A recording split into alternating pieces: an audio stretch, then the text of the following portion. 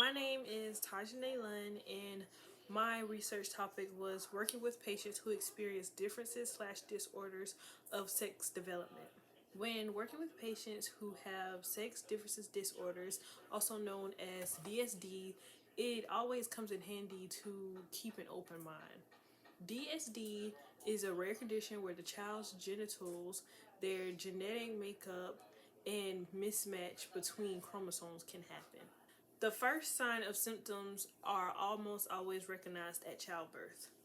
There are two famous types of DSD: Turner syndrome and congenital adrenal hyperplasia, also known as CAH. During patient follow-ups, they are often required to have psychiatric consultations just so it can help the patients avoid developing any low self-esteem or having a negative impact on their mental health.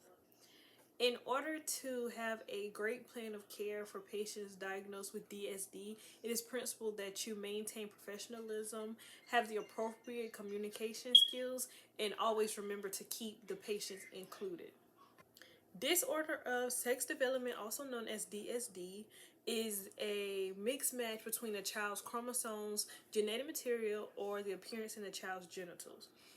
Historically, DSD was referred to as intersex, which means between the sexes. A few common types of DSD are Turner syndrome, which is where a girl is born with a missing X chromosome, and congenital adrenal hyperplasia, which refers to a group of genetic disorders that affect the adrenal gland. For males, the surgical timing is usually between 6 months and 2 years of age. For women, surgery is always suggested during the first year of life. Genital surgery can also impact the patient's sex life.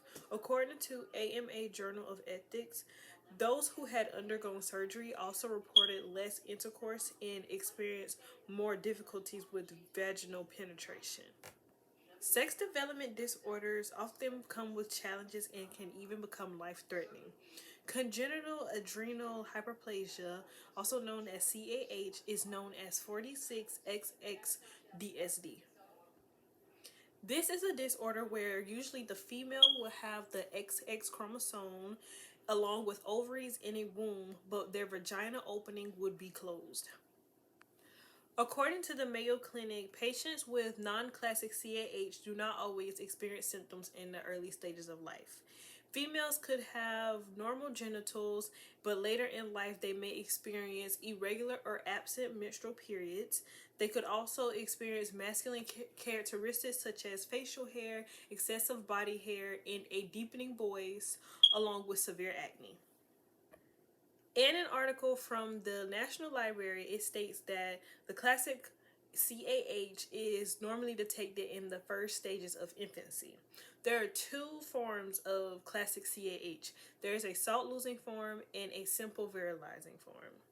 When it comes to the salt-losing form, that is when the adrenal glands make too little aldosterone, causing the body to be unable to retain enough sodium, and there's too much sodium lost in urine. These children can have problems maintaining blood sugar, blood pressure, and energy levels, and they can also be vulnerable to stress. If symptoms go undetected during infancy, in some cases, death could occur. The simple virilizing form involves having too much cortisol and too much androgen. Female newborns are typically having ambiguous genitalia, and young children typically display virilization.